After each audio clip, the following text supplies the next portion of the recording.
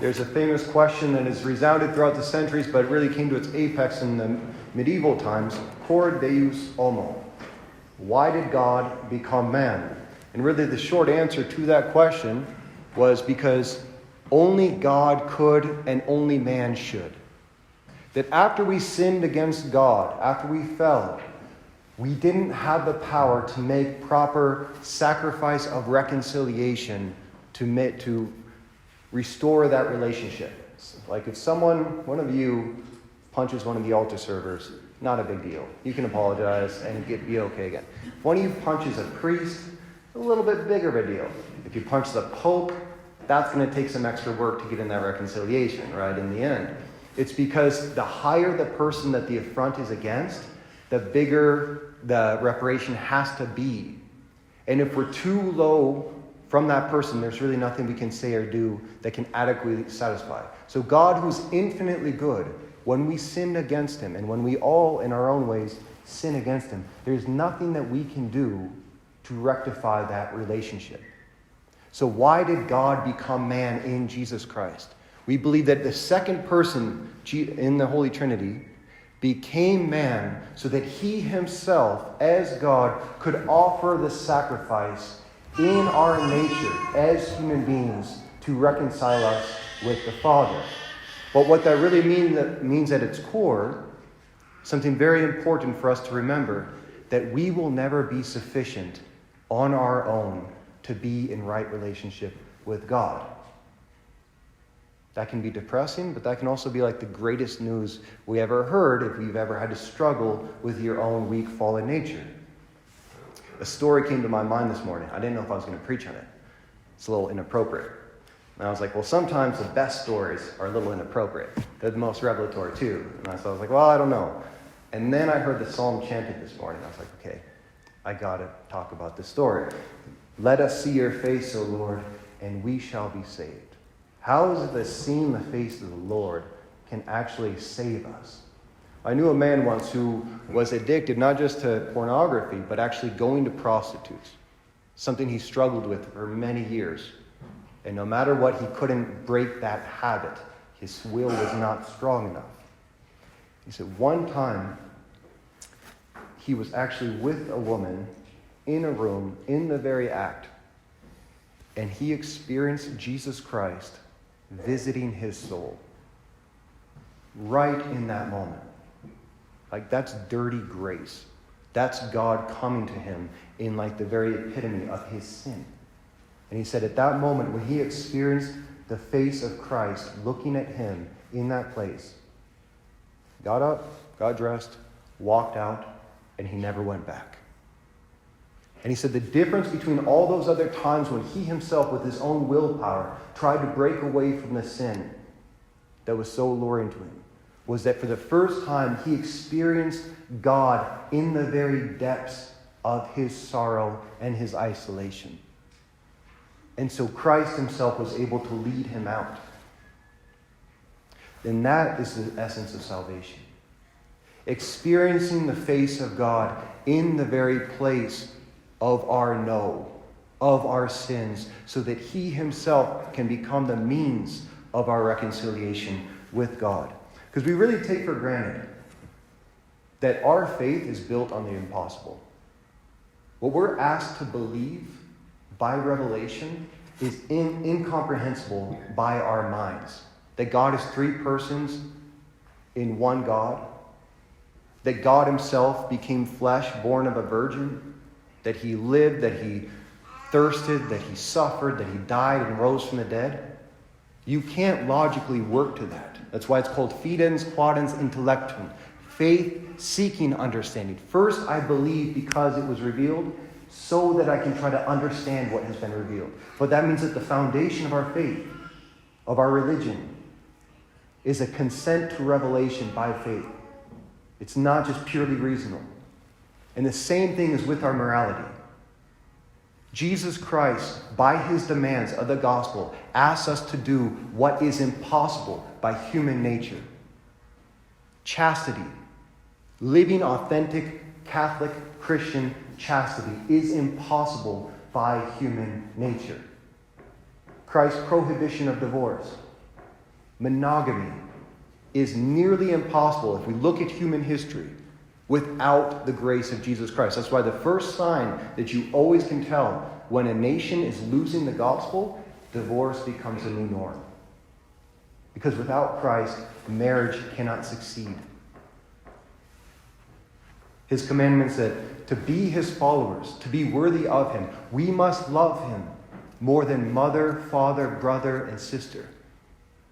He who loves mother and father more than me is not worthy of me. Have we ever really thought about that kind of commandment? That I'm called to love Christ more than the people who are closest to me in this entire world. That's impossible for human nature. Fyodor Dostoevsky, one of his big claims on human nature is that every man is destined to follow in the paths of his father unless divine grace intervenes. Unless we learn to love God more than even our parents. That we're called to live celibacy. Not really talking about incels. That, I don't know if we call that a vocation in itself. But those who are called to priesthood and religious life for the rest of their lives to live in total dedication to God without intimacy with another man or another woman. That's impossible to human nature. That's the response of a call. And only God himself can effect that kind of dedication to him. So our faith and what we're called to believe and what we're called to do is by all human striving impossible. And that's okay. That's the way it's supposed to be. And that's exactly why God became man in Christ. Because what is impossible for us, he alone can make possible.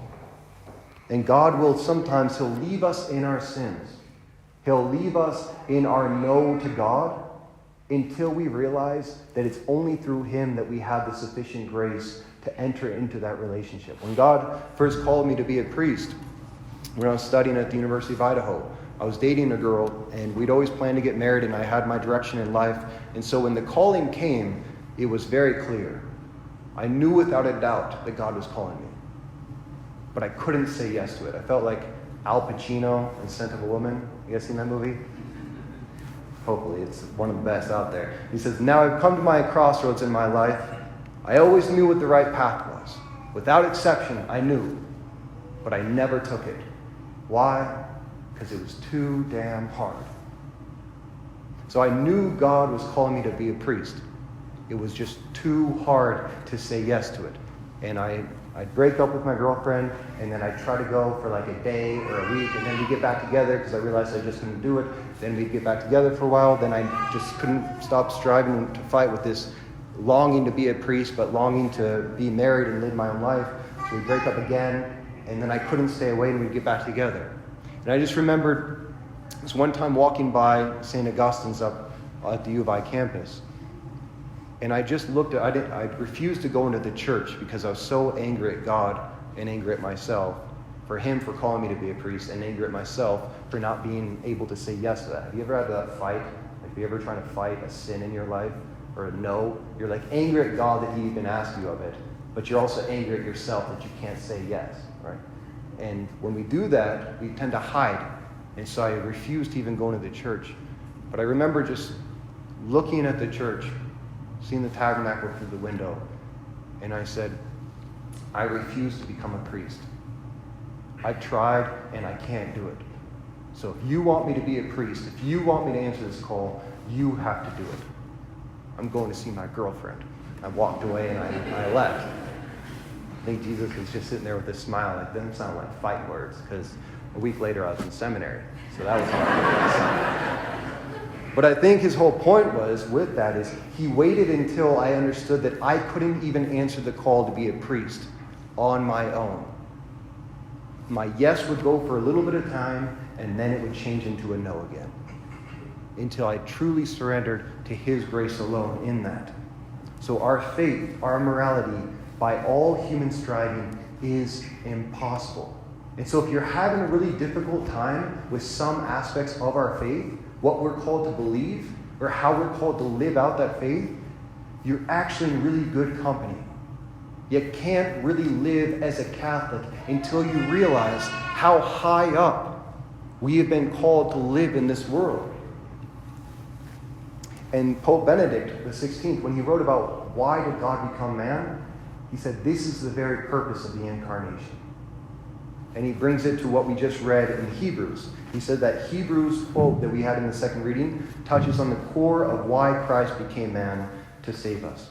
So when Christ came into the world, he said, "Sacrifice and offering you did not desire, but a body you prepared for me." He said that body that is speaking about in Hebrew means all of the humanity that Jesus Christ assumed when he came into this world. In Holocaust and sin offerings, you took no delight. Then I said, as it is written of me in the scroll, "Behold, I come to do your will, O God." And he said that was the whole personality of Jesus Christ. Everything Jesus Christ was on this earth was a consent to the will of the Father. Was, "I have come to do your will in all things, from the incarnation even unto death on the cross," in order to overcome our no to the Father in all things. We were saved because God took our body at the incarnation and he offered that up as a sacrifice of reconciliation on the cross. Father John Harding, great Jesuit, he once said, the only ultimate reason for Bethlehem is Jerusalem. The only final reason in God's mind for becoming a child is that he might, as man, die on the cross. As we go into Christmas at this time, remembering that Christ, he comes to take on our nature. He becomes an innocent child in order to redeem us from our fallen bodies and to take it to the cross. And that's really where our devotion to God comes in, when it comes to the cross. And the cross, the best definition of the cross is when my horizontal will, what I see in my life, what I want, what I'm going for, intersects with the vertical will of God. And then I have to make the choice.